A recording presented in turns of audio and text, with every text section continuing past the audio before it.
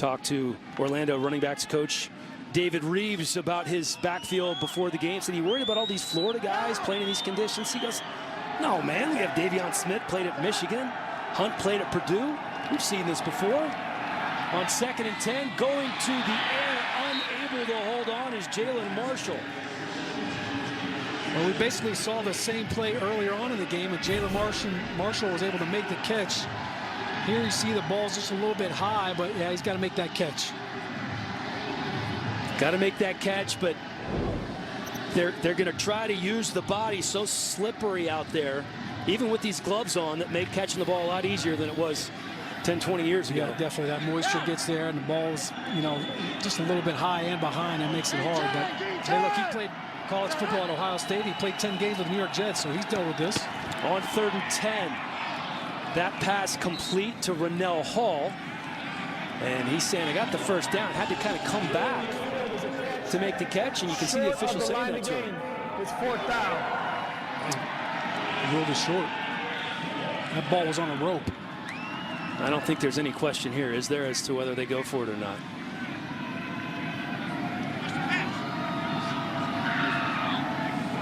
Gilbert in the something offense. that has plagued Orlando all year long. They've really struggled on 3rd down. They have yet to convert a 3rd down in this game. Looks like they may review the spot.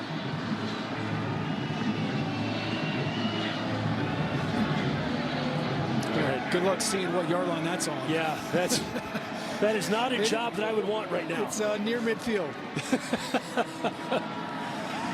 Technically, the ball on the 47-yard line. Yeah, he's calling. He's got the play call. Here comes the extra tight end. All right, here comes Davion Smith.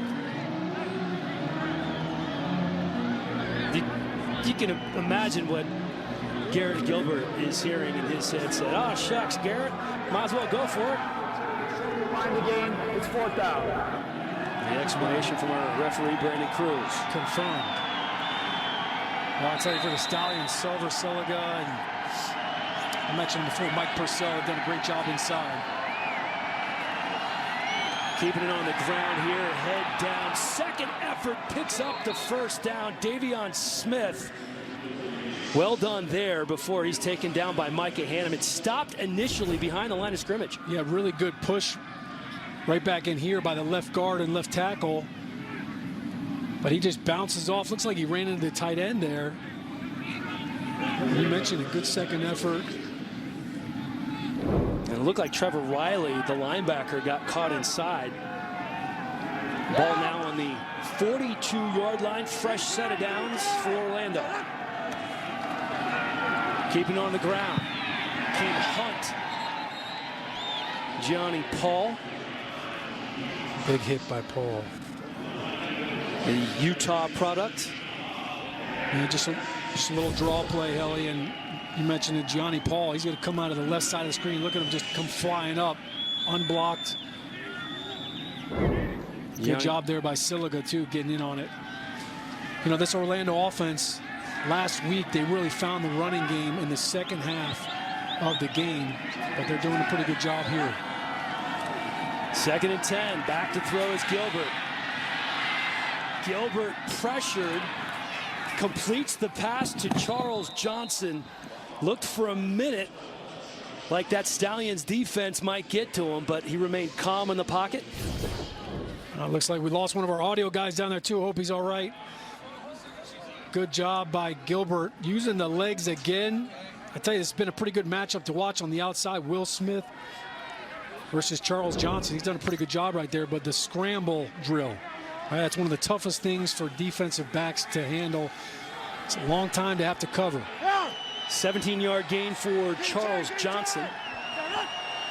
His first catch of the ball game. Gilbert back to throw again. Gilbert with time. Complete. Again, it's Johnson. Johnson going to go for about 6 before he says hello to C.J. Smith.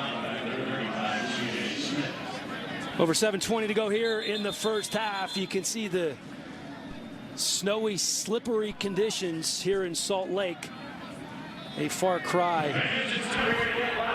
There's no foul on the play for defensive holding. The running back was fit too. From what the Apollos played in last week against Memphis at home in Orlando. Please put 7:24 on the game clock. 7:24 on the game clock, please. Adding a few more seconds to the game clock here.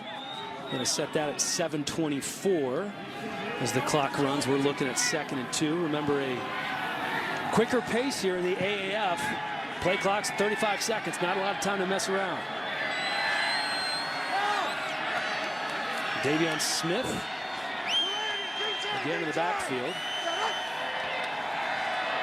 2nd and 2. He's not going anywhere. Greer Martini, the former Golden Domer at Notre Dame, takes him down behind the line of scrimmage.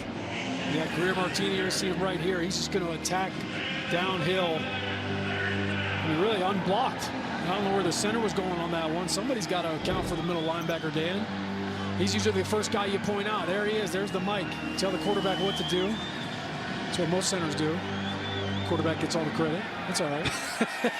Says the center, sitting beside me up here in the booth. He didn't block anybody in that play, so I can't give him credit. Sean Price lined up at fullback. Orlando going to throw here. Nothing going for Gilbert, trying to direct some traffic. Was looking for Chris Thompson. Well, he had all day to throw that ball.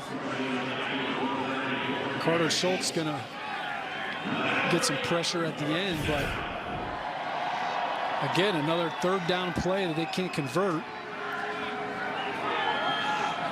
Looked like a little 3-step. He wanted to get the ball out. You can see him throw his hands up in the air as he's reset the play clock to 25 seconds. He's waiting. Slides across the turf. Trying to throw you the ball, get open. Elliott Fry back in. Long snappers Drew Ferris. Ben Turk, the punter. The all-important holder in these conditions. This one from 37 yards out. He struggled in pregame going this direction. And whistles are blown before the kick goes up. Fry, as we mentioned, a perfect 7-4-7. Made his earlier field goal. Has yet to miss this season. Played for Steve Spurrier at South Carolina. Before the defense was in the neutral zone. False start. Offense, number 70. 5-yard penalty. It's 4th down.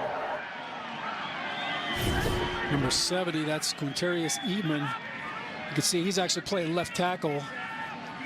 Yeah, he definitely moves before the ball. Well, I mentioned penalties, right? You did. Orlando.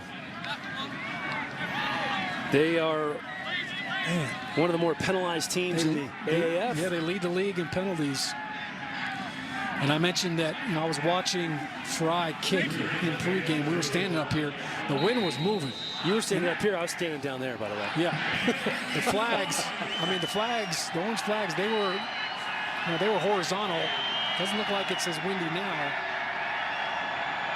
And this time from 42 yards out. Snap is down. Kick is up from Fry, and that splits the uprights. Our 3rd field goal of the game, going to put Orlando up by 3. Did you see that hold? That was phenomenal. Mike Jones is proud somewhere. We will take another look. How about that? Tremendous job by Drew Ferris. Its app is #1 in both the Google and Apple stores. You can download it now. All kind of treats inside. See what you can find and enjoy. Snow still falling here in Salt Lake. And you can see the footprints on the field. Hard to figure out exactly where they are. Currently on the 25-yard line. Salt Lake going up top. Woodrum had a man. It was Kalen Clay, but he overthrows him. And he had him. We have a flag down. Yeah, he grabbed him.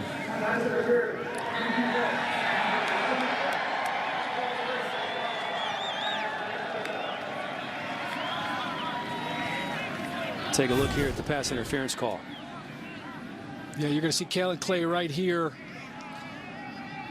And he's got some speed. He's got some wheels. Look at that. Just kind of faked a little slant.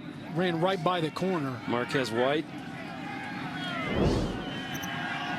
And so That 15 yards puts them on the 40-yard line. They're going to keep it on the ground, and that is our first look at Joel Buonio coming into the game as the 5th leading rusher in the Alliance. Mark Myers stops him for a loss of 1. Buonio, big kid, 6'2", 228 pounds, out of Northern Illinois. Spent some time with the Bears and Packers, the Jets and the Lions. Almost hit everybody there in the north, huh? He's a pile mover. Need a big back when you're dealing with the elements, right? Absolutely.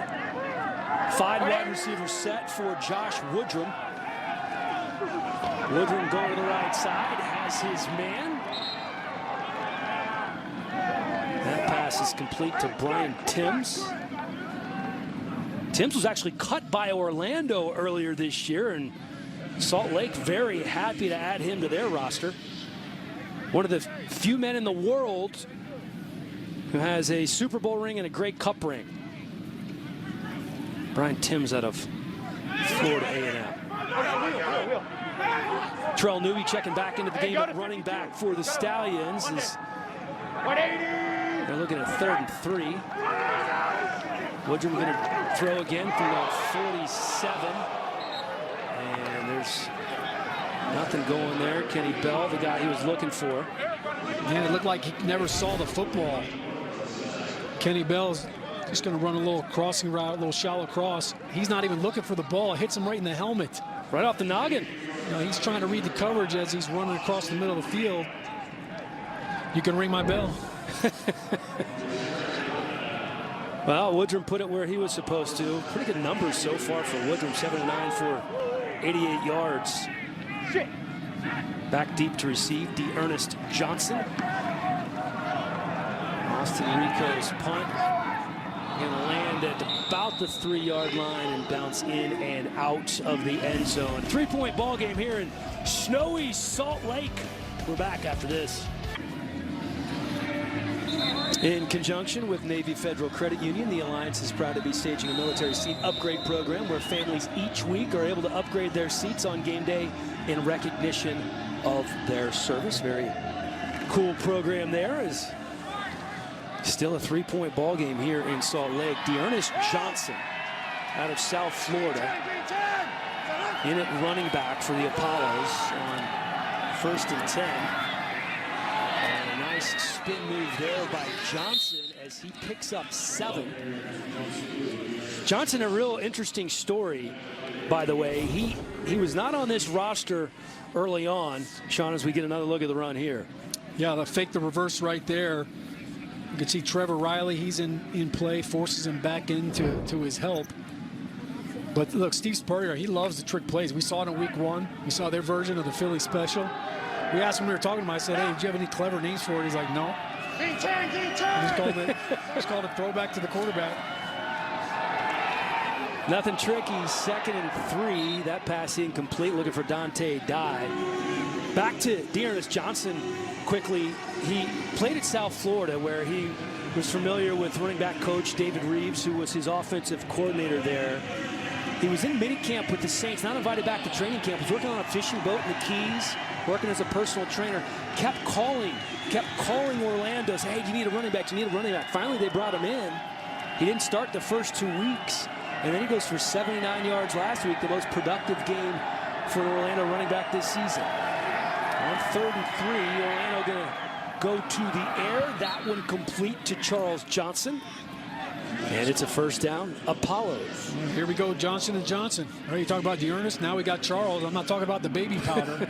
I'm talking about their 1-2 punch. He just kind of sits down in coverage. You're going to see him kind of sit down right over here in the zone right there. Just find a little window. Look, I mean, you show your quarterback the numbers, kind of makes it easy for him to put the ball right on him. Going back to Ernest Johnson, coming into this game, he was averaging 6.6 yards a carry. Might be tough with these conditions to keep that up, but yeah, he's been their workhorse. Again, going to throw. Gilbert looking deep and trying to connect with Brunell Hall. Oh, Gilbert takes a big hit. They run a little twist game inside, but again, Carter Schultz coming in here. Ooh. He gets high load right there. Yeah, that was Purcell and Schultz. Yeah, it looked like Palapoy got him low. Yeah, he's feeling that one. Carter Schultz left the game for a couple of plays with an injury. And last Back week, on the field. they got after John Wolford. We had him mic'd up, and he said, "Man, I'm getting hit every play." They're back at it again. Ernest Johnson in the backfield. They quickly faked the handoff to him. That one is complete to the sideline. That's Chris Thompson making the catch, but we have a flag on the play. Personal hit foul, on the quarterback. roughing the passer. Defense, number 96, 15-yard penalty added at the end of the play. Automatic first down. Silver Salinga, the veteran of 7 NFL seasons, called for the penalty. Good throw, good catch by Orlando here. In these conditions, you really have to focus. Chris Thompson hauling it in. Here's another look at the... Yeah, it's definitely a little late, a little extra. They said enough It's of just that. a little love tap. Yeah, I mean, when you're big like that, When you're you know, 6'2", you don't do anything 345, you feel a little more than you would normally. So we're seeing a lot of balls kind of sail on Garrett Gilbert here. And I think that's really condition related. You know, if the ball is getting a little bit, if it's wet, it's damp. You know, obviously, as a center, you want to make sure that center quarterback exchange is clean. But as a quarterback, if that ball's getting moist and it's getting hard, it's slipping out, that's why you're going to see the ball sail a little bit. First down on the 32. Gilbert to throw again. Ernest Johnson met right away by Greer Martini.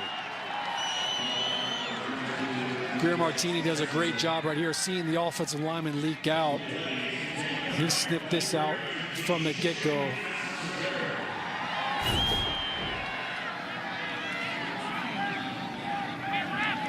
See him, I mean, he got there at the same time as the ball, and again, Gilbert takes another hit. You could see Ernest Johnson, he came over acting like he was going to block the defender, and then he just kind of let him slip right by. He called it a slip screen. Dan. Thank you, Sean, educating all of us up here in the booth. Back to throw again is Gilbert on 2nd and 14. Nearly picked off. That was Martini getting a hand on it. Man, had he caught that, that could have been a pick 6. Man, Martini, he's the only guy with an interception on this defense, and he almost had number 2. Look at him reading the eyes of the quarterback. I think he got away with a little tug there on the jersey.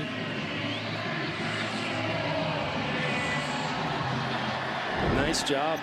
Nice play by Martini. Shaken, not stirred, Dan. In the coverage there for the linebacker.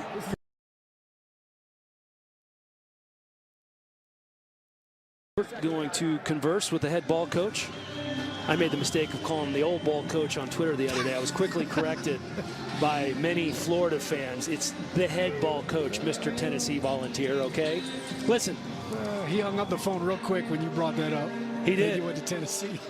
Talked to What's that? I'm losing you. Talked to Coach Spurrier earlier in the week. Had a great conference call. He is so entertaining to talk to about football, and he loves ball. He does. He's into fun. it. You know, I mean, you wouldn't even know that the guy just, you know, he had surgery when you talk to him. I mean, you see him walk, it's a different story. But, you know, for all these coaches and, you know, every time you get a chance to talk to them, they love teaching the game. And I think that's what they really appreciate, the chance to teach the game to some hungry players. You know, there's nothing better as a coach than players that are eager to learn, eager to play, eager to prove that they deserve another shot at getting back to the NFL. Look at the head ball coach there. Let's see what he draws up on 3rd and 14. Green time, green time. Gilbert working on 3rd down from the 41-yard line, and Gilbert taken down in the backfield. There are 3 Stallions there. Silver Salinga leading the way. You can see Tenny Palapoy there as well. Collapse in the pocket. A lot of beef up front on that defensive line. Nowhere to go for Garrett Gilbert.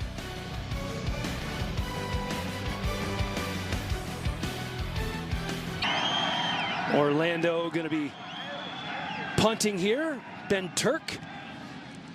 Kalen Clay, the return man, that bounce.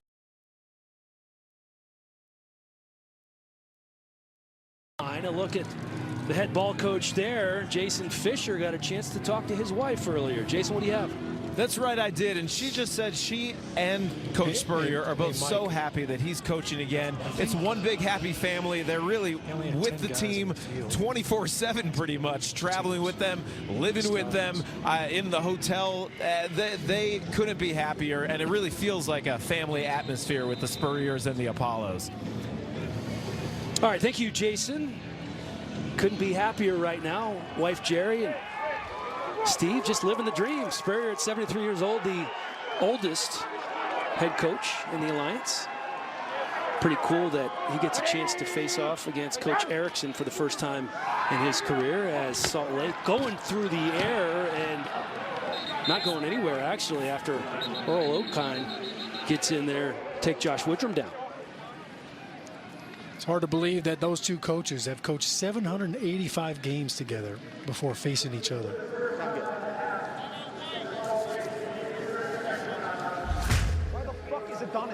And how about this? Dennis Erickson, nearly 50 years of coaching experience. This is just their head coaching experience. What a resume for both of these guys. Erickson, a college football Hall of Famer, a couple of national titles, of course, at Miami. Spent some time at Arizona State in the NFL. Erickson at the U. Oh, that was a great series they did. How about for Coach Spurrier, right? One of 4 people to be elected to the College Football Hall of Fame as a player and a coach. It's pretty impressive. Heck of a quarterback back in the day. Steve Spurrier has had so much success. Does he look cold? Oh, he's fine. He's all right. Got a hat, he's got gloves. He's not even wearing a heavy jacket. Good ball coach is right at home here. The first ever game, though, he has coached in Utah. Never coached a game in Utah before. 2nd and 11 for Woodrum. Back to throw again, making a move on the ball. Keith Reeser to break it up. That was a late throw, Dan. He got away with that one. Just looks like a little hitch right here coming back to the ball. Yeah, late throw. Boy, Reeser. He had a big interception last week. It's probably their best corner. 2 interceptions on the season for Reeser. 3rd and 11 here from his own 16-yard line.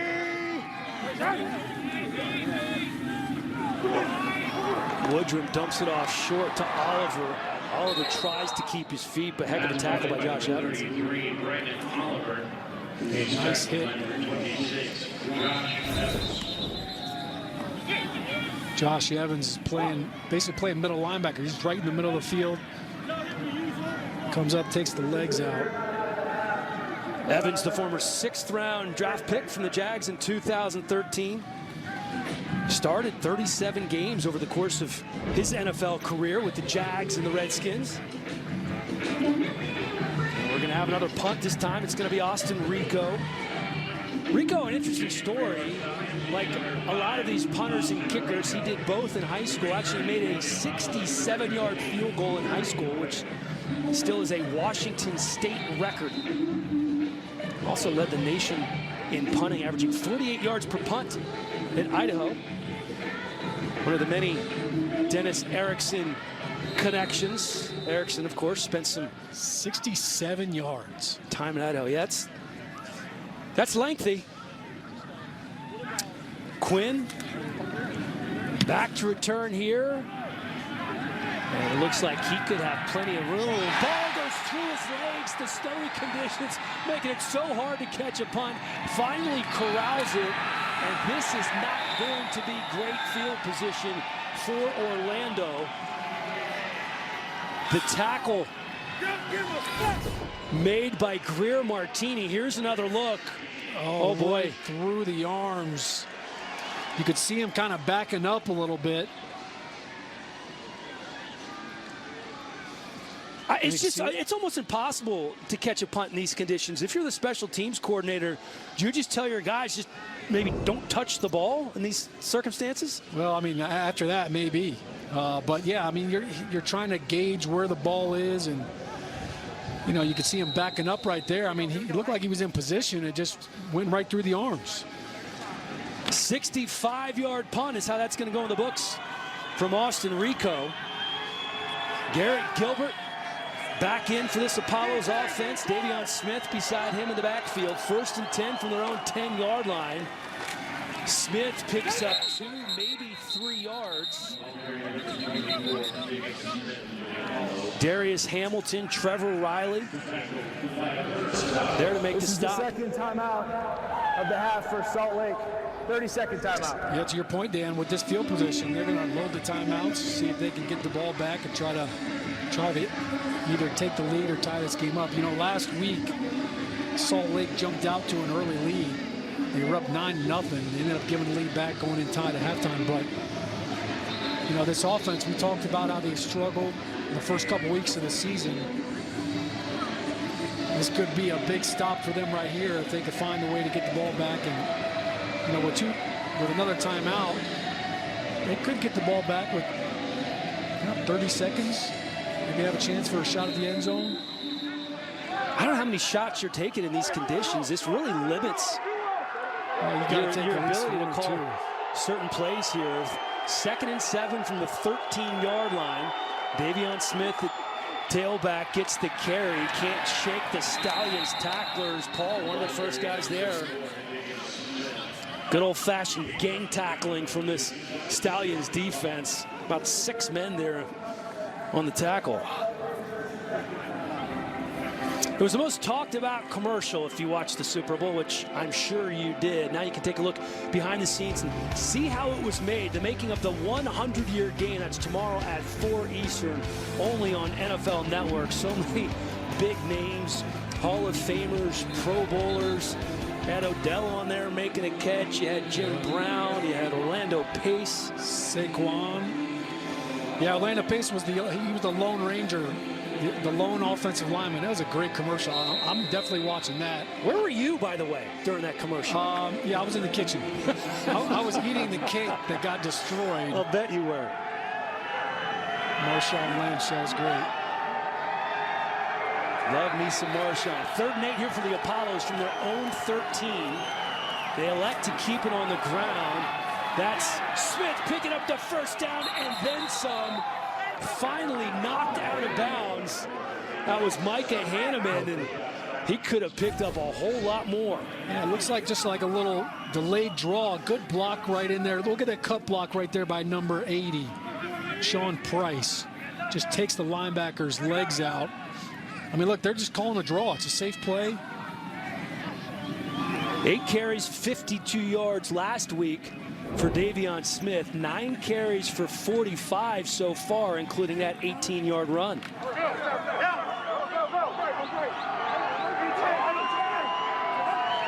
Smith, who played his college ball at Michigan, going to get the carry again, and this time it's going to go in the books as a no gain.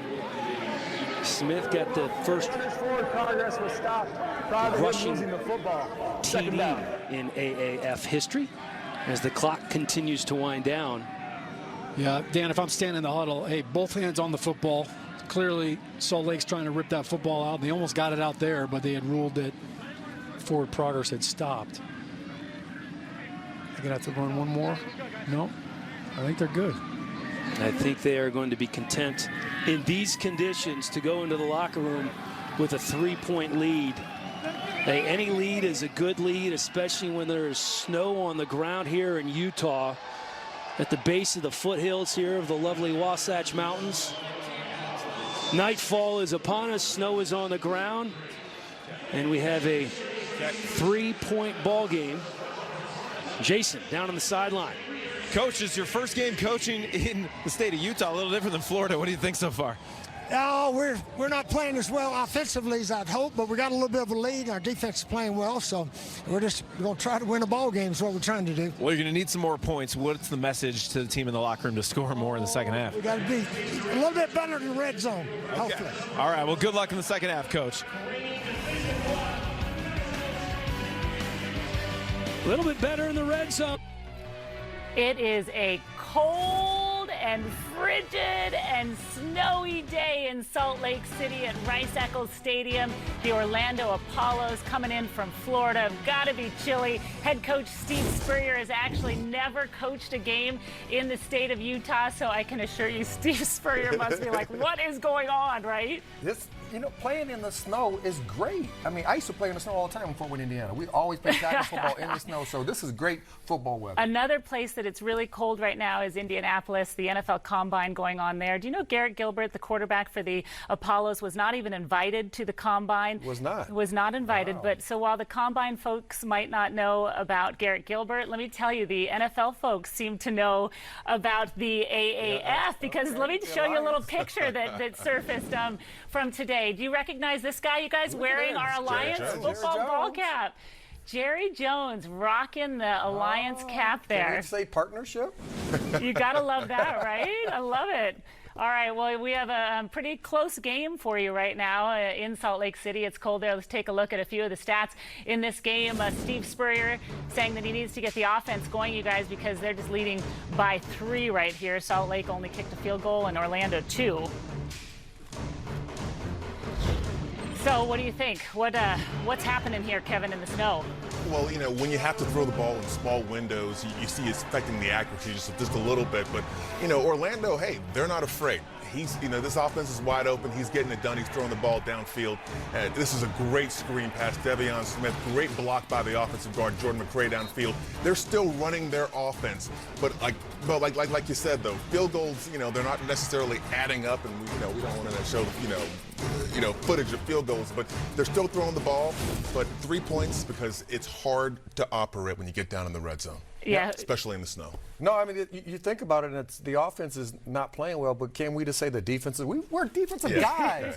So the defenses are playing well, and especially the Apollos, because this year, you think about, and we know about Steve Spurrier and how many points they're scoring on offense. They're scoring over 32 points a game in their 3 games, but their defense is only giving up 18 points a game. Bob Sanders, the defensive coordinator, has done a tremendous job to get these Apollos defensive players to play defense down in and down out throughout the whole season so far, and they are playing good football. Bob Sanders recruited me out of college. Oh, nice. Right? Don't knock the Florida it's a guys. small world. All right, you guys, let's take a look back earlier today. Another really good game. The Memphis Express looking for their very first win in the Alliance, and Zach Mettenberger getting his first start, can you believe it, since 2015. But really, it was the Fleet, Rod, who started and set the tone in this game. Yeah, Ron Brooks, 58-yard touchdown, didn't get tackled, kick it to the left side. Anytime you can score in the special teams, Kevin, you know it. Defense travels, but the special team scores, that's what makes you special. And Mike Martz has really liked his quarterback, Philip Nelson, throwing here, Kevin, to Dontez Ford for the 54-yard reception. Double follow move. I got a little terminology from my defensive back here, the Hall of Famer next.